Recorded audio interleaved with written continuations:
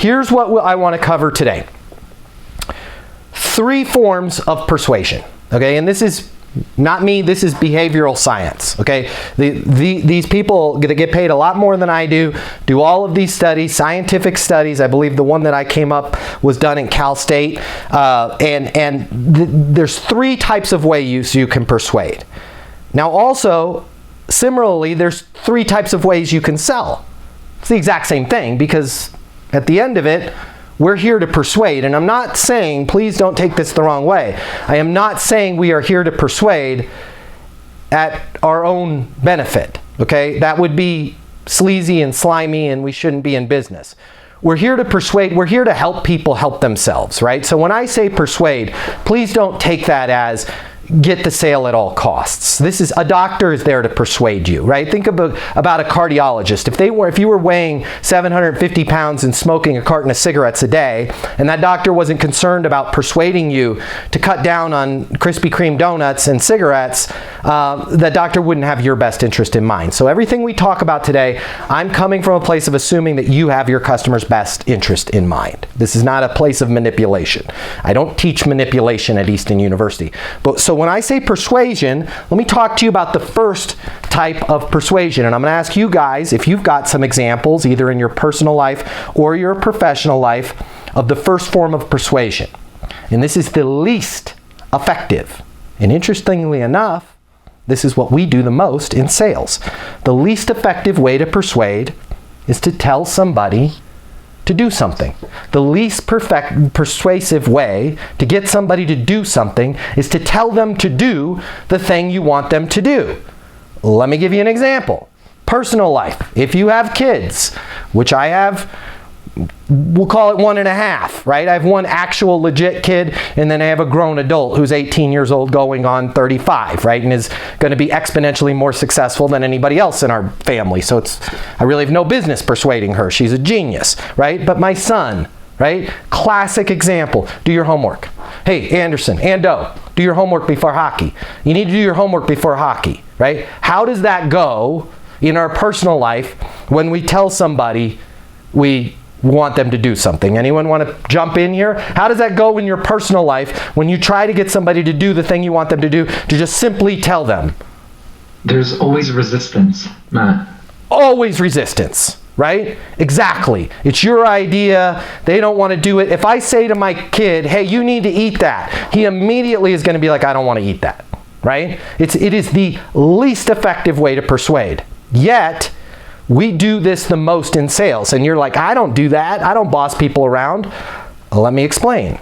Okay? If you're spending most of your time in demos, if you're spending most of your time walking them through your software or your solution or your product catalog, and you're making pitches, and you're talking about, and I get it, we've talked about this in other classes, other sessions, about, hey, it's really great to have testimonials. But if you're spending your time leaning on testimonials, case studies, hey, Chad, let me show you 1,000 videos from other people just like you that got into the sales training and they loved it.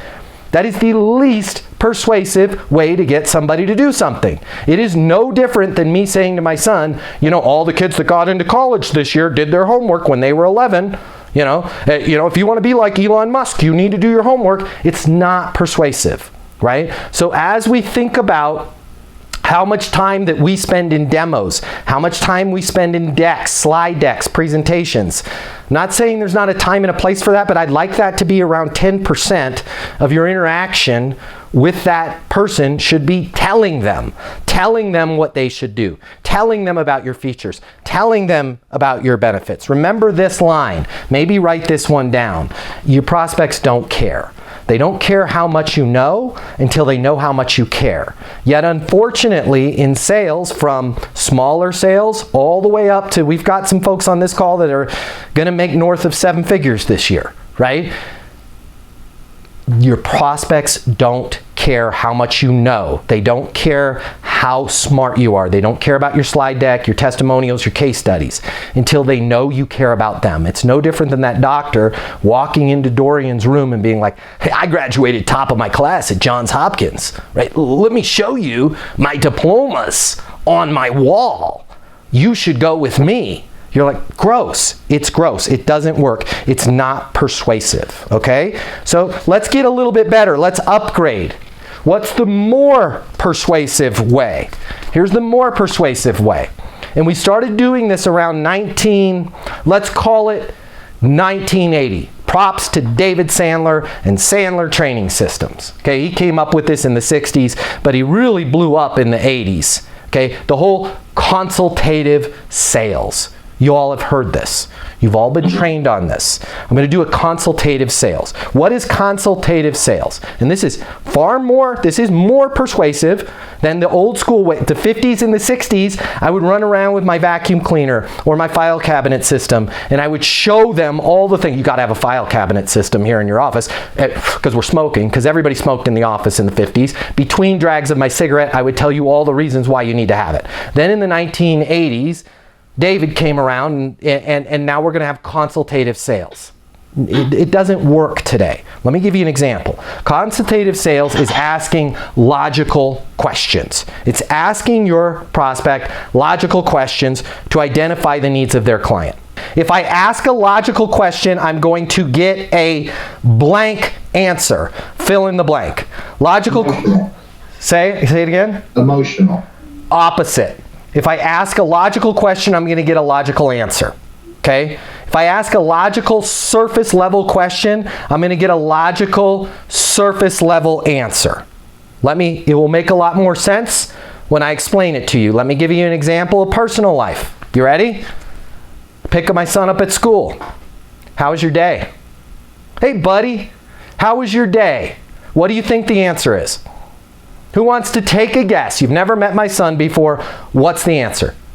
Good. Good. Yeah. How was your day? Good. What'd you learn? Nothing. Boom. We said it at the same time, right? Yet, so many of us have been trained to do exactly this in our sales career. Why did this work before? This worked before because it was better than telling somebody what to do. And up until about 5 years ago, more like 2 or 3 years ago, the people we were talking to required us to get information. They didn't have social media. They didn't have their phones. They didn't have YouTube. You can find anything you want to know about anything, anywhere, anytime, right from your phone. Apple or Android, doesn't matter. Pick your poison. All the information is right there. So in the past, if I asked logical questions and you desperately needed to know something, you would do the heavy lifting of getting that conversation going. All right? It doesn't work today. Let me give you some examples. This is really going to hit home. Be honest with yourself if you're asking any things like this. Of terrible, terrible things from that old 1980s training that if you are asking, please don't ever ask any of these questions again. You ready? Hey, Chad, what's keeping you up at night? Hey, Chad, what's keeping you up at night? Because somebody trained you, some sales manager, ask them what's keeping them up at night. Because then they'll tell you what's keeping them up at night, and you'll know what to sell them. Doesn't work today. Let me give you another one. Hey, Chad, what are 3 problems that you're having the most with your advertising campaign right now? Right? Not good, not skillful. It costs too much. I'd like better. You surface level. You're not. Here's two more that are completely deadly. I never want you to ask these ever again as long as you live. Hey Chad, what's your budget on this? Hey Chad, what's your budget on this? Or how about this one? Hey Chad, who else besides you will need to be involved in the decision? Hey Chad, who else, as we go through this, who else besides you would need to be involved in the decision? When your prospects hear you talk like this, yes, it's better than, hey Chad, you gotta have it. This is gonna improve your life. It's amazing. It's super dope, super awesome. Let me show you 3 case studies. And by the way, we got a special and a promotion. Let's rock, right? It's slightly better than that. But at the same time, when I start saying things like, hey Chad, what's keeping you up at night? What are 3 problems you're having? I am so glad you mentioned those 3 problems because we can solve exactly those 3 problems. Who else besides you is involved in the decision? Wait, I never answered. Are you sure? Yeah, no, you just did all the talking. You're positive you didn't say the problems? Well, let me tell you what your problems would be because we know what everybody's problems are. It's gross, it's disgusting, and there's no emotion. There's no emotion. What are your 3 problems? We're paying too much. right? Our payment velocity on our internal billing is taking a little bit too long. There's no emotion there. But if I'm able to have that person, let's say it's a physician, and in their medical office, they've got Tammy. They love Tammy. Who doesn't love Tammy? Tammy's been there since 1982, and she does all the internal billing. And they just say, cost has gone up, and our payment velocity, meaning the time it takes for them to recover a payment, that's gone from 30 to 45 days. But here's the real thing. Here's what they're not telling you when you ask them questions like that. I'm worried. I'm worried that Tammy's going to retire. I'm worried that something's going to happen to Tammy. I can't even hire somebody to answer the phones in the office, much less collect bills. And I'm noticing that Tammy is less effective doing her job. I got 3 theories on that. Either 1, Tammy's mentally checked out and looking for another job, not good for me. 2, Tammy's getting old and slipping, she's not as great. Or 3, there's something else going on that I don't know about. Gosh, what is it? There's where all the emotion is. That's the kind of discussions that you want to have with your customers. So how do we get that? What is the magic 3rd way to persuade people? And I'm going to give you some examples, and all of a sudden your life is going to change. When I tell you what this is, you're going to be like, this is impossible. The first time I came across this, I said, there's no way to do this. And then I started to dig in more. And then I started to research it more. I'm like, maybe this can be done. The most persuasive way to get somebody to do the thing that you need them to do, buy your solution, buy your products, add on a warranty, book a live event, the most persuasive way to get them to do the thing you need them to do is to allow them to persuade themselves. Well, that sounds crazy. What would they need me for? If you can figure out, and I'm going to show you how to do it right now, how you can allow people to persuade themselves, you will go from a top tier producer doing consultative selling to 2x, 4x, maybe 10x of what you're doing right now. Your prospects are going to love you a lot more. Your returns, like for Dorian on those products, sometimes they try and, pallet of whatever it was coming back to you. That's not good. You're going to have exponentially less returns. You're going to have exponentially more hot referrals. So does anyone want to take a guess at how I get somebody? And I've written down, there's 3 fundamental core pillars to get somebody to persuade themselves. Y'all are like, I don't know. Dave, what you got? Dave G. DG, what you got? So what I ask is a lot of times, what's going to get in the way of your success? Yeah, I like it. What's getting in the way of your success? It's a good question, but I would say that applies more, and there's a place for that question. There's a right time and place for that question, but that falls more into the way of consultative sales. All right? Let me explain to you these 3 pillars that I'm thinking of. But before I do, I want you guys, you don't have to close your eyes. I like to close my eyes when I go into deep thought. I want you to close your eyes, and I want you to think of something, maybe recently or something really life-changing in your life, where you persuaded yourself. You decided to do something. Maybe it was a life change. Maybe it was your personal belief system. Maybe it was something political. Maybe it was a diet. Maybe it was a new hobby that you wanted to do. I want you to think about that. And I just kind of want you to think about the time and the place and what was going on in your life and how you got so rock solid on doing the thing you want them to do. All right? Now let me walk you through the 3 things, and I'm going to share with you a personal life story of mine.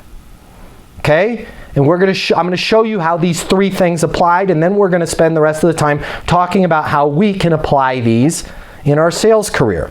So, 3 pillars to allowing somebody to persuade themselves. Here's how people persuade themselves, according to me. Number 1, you come across an insight that you find compelling. You come across an insight that gets you curious. It gets you thinking. It gets your juices flowing. Then number 2, that insight moves into dialogue. Now there's not very many really skillful salespeople out there, so most often the case is this: when you're the most sold, that dialogue is internal. You have that dialogue with yourself. You're like, I didn't think about things this way. This has got me seeing things differently. So you go from, wow, an insight, I didn't know that was going on, to you're now having a dialogue. I wonder if that has anything to do with my life. I wonder if that has anything to do with me. And then number 3, you start to quantify personally that dialogue into tangible, emotional, personal benefits. Okay? Let me walk you through a personal story. You guys okay with me sharing a little personal story? And this will make a whole lot of sense. One of the biggest, most difficult sales that was ever made on me, and I made it on myself. There was no salesperson involved. If they had the skills like we're going to talk about today, they would have easily gotten a sale. So here was me. The year was, I think it was 2000 and maybe 11 or 12. I don't know. It's 13, 14 years ago, whatever that is. All right. I was snowboarding because I used to be a professional snowboarder back when I was in high school. And I'm snowboarding, and there's this guy that was sponsored by Burton. We're on the chairlift together, and he says, you got to watch this show. It's called Tap Out. And I was like, what? You mean like the stupid stickers on people's cars? He's like, exactly. You've got to see this show. It's about these fighters in the UFC. And I was like, I hate that stuff. I hate fighting. Well, later that night, luck just happens, I come across an insight. I'm scrolling through the channels. I land on Spike TV, and here was the show that this guy talked about. And I saw this kid. His name was Donald Cerrone. And he was walking into a building that was like half a block from where I lived. I was like, I recognize that Brazilian Jiu-Jitsu sign. And I'm going through it, and then all of a sudden the kid says this. And meanwhile, I'm about to flip the channel because I hate fighting. And this kid, this Donald Cerrone kid, says, man, I'm actually terrified to fight. I hate fighting. I used to wear a cowboy hat to school, and people would pick on me every day. And I would be so afraid. And I'll be honest, still today, before a professional fight, and he wasn't even in the UFC at the time, he says, before I throw up. I go back into I'm like, I throw up. And I'm like, oh my God, I didn't wear a cowboy hat, but I looked exactly like this kid. And I got picked on too. And I hate fighting. It gives me so much anxiety and so much fear. And this insight got me thinking, how the heck, if this guy was so terrified, how the heck is he on a show about fighting? He sounds just like me.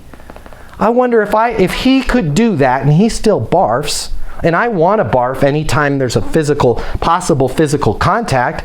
Maybe I should check that out. I wonder what that, and then I immediately moved to step 3, right? Quantifying a dialogue with myself, having tangible benefits. I wonder, what's the worst that could happen if I tried that? And man, wouldn't it be nice to just cut this anchor of like always being afraid of getting in a fight? Wouldn't it be nice to have that sort of self-confidence? Now, granted, I wasn't comfortable saying any of this to anybody, including my wife. Right? But this was a huge, major thing for me. I had gone through my life being picked on by my older brother, by kids at school, like back when bullying was a sport. It was not frowned upon. The teachers actually I went to Catholic school, which means the teachers get in the circle and are like, kick him, poke his eyes. It was a different time in the 70s and 80s. I got my butt whooped on a regular basis, but I started having this dialogue. I wonder if that could change my life. I wonder if that could give me more confidence in my sales career. What could happen? And it took me 4 different times of parking my car in the parking lot and chickening out. But I went in, and years later, I'm now a black belt in jiu-jitsu, completely changed my life. But now can you imagine if we take that, let's say a salesperson got a hold of me, and option number 1, tell me, you got to do jiu-jitsu, you'll love it. I'd be like, beat it, nerd. It's disgusting. I don't even like the UFC. I don't watch that stuff. I like football. Football is where it's at, right? Nothing. Wouldn't have gotten anywhere telling me what to do. What if they asked me logical questions? What keeps you up at night? None of your business. What are 3 problems that you're having in your sales career right now? None, business. They wouldn't have cracked the code anywhere. But now imagine if they could go back and have that. It's interesting. You look a lot like a guy. I don't know if you've seen that Tap Out. You look a lot like a guy that trains here that just got to the UFC. I've got an idea I want to get your opinion on. do you mind if I share it with you? Yeah, sure. What's going on? What we find is a lot of people that start jiu-jitsu, they don't like fighting. They're nervous. They hate it. But there's also this thing inside them where they've got this fear of confrontation. They want to get more confident. They want to get better. And it's interesting because I see you and I see Donald, and you guys look the exact same. And I know if you're anything like him, this might be something where it could really change your life. Imagine how easy it would have been for them to sell me. Let me give you a real world business example, because that was a personal life example. Same thing during COVID. I had 1 million companies call me and say, you need to move to a virtual platform for your training. You need to start doing Zoom training. And you know what I said to each and every one of them? Abso-freaking-lutely not. The only way I could coach somebody is a live event. That's all I do, is go out and do live events. I turned them down, I turned them down, I turned them down, because they all came to me with the same 2 ways. And I eventually sold myself because COVID hit. I couldn't do lives. And I was like, well, maybe I should look at this. And the insight that came my way was my wife is friends with a pretty successful personal trainer who literally closed her studio in Denver and went all virtual. And my wife was like, hey, she 4x'd her income. And I was like, huh? She 4x'd her income? Now all of a sudden we started to have that dialogue. Maybe this is something that I should look at. So I want you guys to think in terms of, how do I persuade somebody to persuade themselves? Number 1, we need to lead with insights. I've got something I'd love to get your opinion on. I've got something that we're seeing, that other people are seeing. And you need to detach yourself, just like Dorian did. You need to remove yourself, detach yourself, let go of your expectation of getting a sale, and start to be more like a doctor. I don't even know if I can help you. I want to share this with you. Every single one of you has an insight that you can start sharing with people. And then I want you to allow them to start talking. So instead of saying things like, what's keeping you up at night, start repeating back, well, I haven't thought about doing virtual. Why is that? I just don't think I could have the same impact with people as I would with a live. Every fiber in your being is going to be, let me show you some case studies. Let me walk you through a slide. Unpack that for me. Why don't you think that is? Well, I have a better connection with them when we're on site. I hear you. I'm with you. Agree with them. Walk them through. What do you think would be different if you could maybe talk to, instead of a group of 100 people at a time, thousands of people at a time? What would that do for your business? And start having dialogues. As we make decisions in our life, as we sell ourselves, we always do it the same way. New information comes across. It's not forceful. It's not manipulative. It's not somebody coming to us with the next greatest sliced bread. It's an idea that was just floating out there. The ones we really decide on the most, that idea is floating out there. Then we grab onto it. And then we start having a dialogue. Well, I wonder if I could do that. I wonder what the change would be. And then we start building it tangibly. And everything that we've been working on and coaching together is along those same lines. Does anyone want to give some examples of either you being sold or clips of this where you found success, where you found, that things go a lot easier when you're not trying to force that sale, when you're allowing that person to talk and you're allowing them to sell themselves? Hi, Alex here. Alex, hit me. On the educational platform that we discussed, there was an interesting conversation yesterday with a seasoned physician here in Tijuana, Mexico. And we actually presented the possibility of interacting through virtual platforms. In a nutshell, imagine that you have an integrated medicine approach.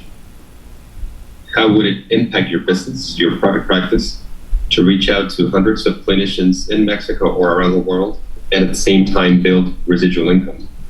If you thought about that. And then we started the conversation. Thank God he ended up saying, you know what you guys are doing is not good. This is excellent. So let's have a chat with me and my son, who's also a physician. And that way we can sort of open the door to medical associations and the sorts. So the quantity of that is actually what made an impact on the conversation, and we'll follow through. I'll keep you guys posted on it. Yeah, and now let me add one on to that. That's a great discussion. Here's a way you can have a lot more of those, Alex. Are you ready? What was missing from that piece is the insight. It may have sounded like an insight to you of, hey, what would the impact be? That's a question. Now imagine if you started your conversations like this. Dr. Moreno, thank you so much for calling me back. So the idea I wanted to run by you, what we're seeing with a lot of physicians both in Mexico City and the surrounding areas is in today's world, they're just not able to serve the amount of patients that they need to serve. Two reasons. Doctors are required to do far more with far less today. So your schedule is always jam-packed. And then on top of that, what we're seeing is about 20 to 30% of appointments no showing. So now you have a physician that used to see 12 patients a day, having to see 60, and out of those 60, 40 show up. Are you seeing anything like that in your practice today? Yeah, actually I am. I'm just curious. That's why I wanted to get your thoughts. Why do you think that that's happening? Well, number one is just healthcare is so expensive and we're trying to cut costs. I can't tell you how much I've been slammed with costs and extra insurance costs, and equipment's more and insurance is more. The big thing is cost. It's expensive for them. It's expensive for me. And granted, I'm making this up. I don't know how it is in Mexico. I have no idea how the healthcare system works. But cost is big. And then also, people are just different today. They're just different? Dr. Moreno, what do you mean by that? I can't really put my finger on it, but they're just different. Whereas it used to be a patient would have a 10 a.m. appointment and they'd show up at 9 a.m. Now somebody that has a 10 a.m. appointment shows up at 10:15 or not at all. I mean, it's interesting that you say that, Dr. Moreno, because I just had similar conversations with another doctor in Mexico City. Do you think these things have anything to do with it? Well, what do you mean? Well, what we're seeing is, all of the benefits of social media and the phones and all this connectivity, it's all great. But in terms of your relationship with your doctor, it's been less than great. Because people are becoming their own doctor. They're going to WebMD and places like that, and they're trying to service themselves. Now, what if there was a way where you had the ability to connect with them on the platform that they like, which is this? They're trying to go here anyways. And then if somebody didn't show, it wouldn't affect your schedule. You could easily jump to the next appointment. And you could get more appointments. Do you think that would make a difference? Well, yeah, it would.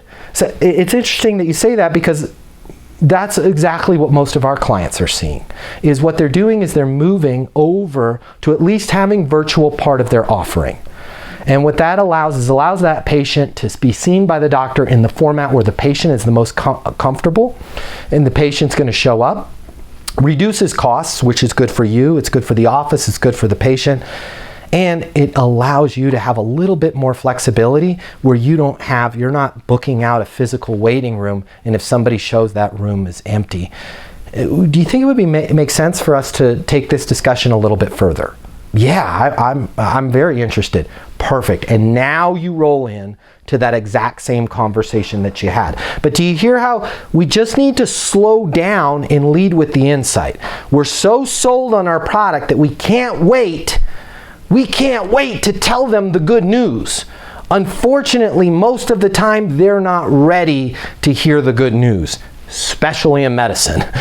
Getting a doctor to take 5 minutes to talk to you is great. And unfortunately, I can say with total certainty, even though I don't know the system in Mexico, this is a global problem. Every doctor is constantly getting pitched every single day, and every person that walks in says, if I can just have 5 minutes of your time, I'll show you how to improve your practice.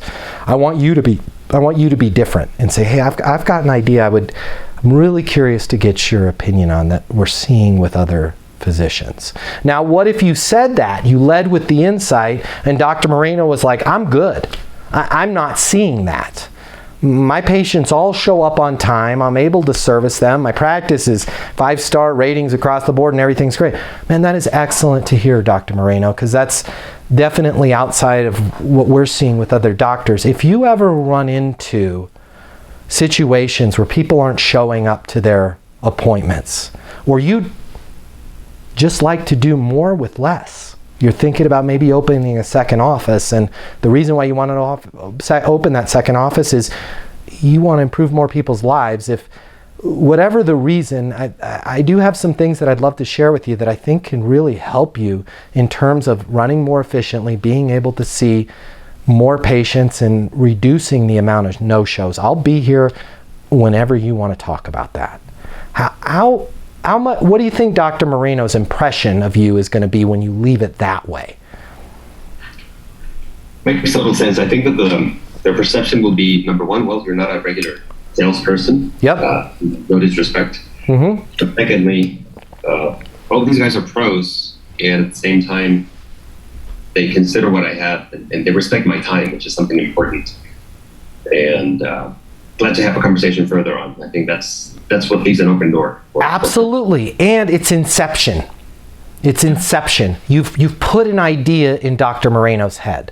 And if you can master inception, everything else will work itself out. Unfortunately, with inception, we have to detach ourselves from the outcome. We got to stop thinking about the outcome. When we can remove ourselves from the outcome, our income will increase. And your mission in life should be more, like, I don't want to get religious, but what's that word that they use in religion? What are those people, they go on their missions, right? Or they're evangelists. You should think about, my mission is just to evangelize. My mission, and not even evangelize maybe is a bad word, because I think in evangelism, I don't know, I'm not super religious, but your goal is to convert them. Your goal shouldn't even be to convert. My goal is Chad is the doctor on the other end of this. My goal is to just let Chad know this is going on. And if I can just do my job and let Chad know this is going on, I've done my job. And that's where I want you guys to slow down and lead with an insight. The world of sales has completely changed. Today's customer has access to more information. Today's customer has more choices. The business world needs you. Studies have shown that 84% of salespeople fail to achieve their goals. The old sales training, well, it just doesn't work today. I'd like to teach you how to take the stress out of selling in a way that's meaningful to you and your customers and get you 7 times more business. I'll show you how the perfect sales process works. I'm gonna walk you through everything from prospecting to closing the deal. I'm gonna show you how to determine your prospects' wants and their needs so you can build value in your solutions. You will learn how to handle any objection or complaint. I'm gonna show you how to connect with your customer so it's easy for them to buy from you. I've taught the best companies in the world and thousands of people just like you how to hit their targets. Selling is complicated. I'll simplify it for you. There's more competition than ever before. I'm gonna show you how to be number one. All of a sudden, your career, it's gonna make perfect sense, even if you've never worked in sales or the corporate world before. And for the advanced sales professionals, I'm gonna show you how to take things to the next level. Easton University is a new, simple, step-by-step process that's effective in any industry, large or small. You are about to become a certified master sales consultant. I'm Matt Easton, and this is Easton University.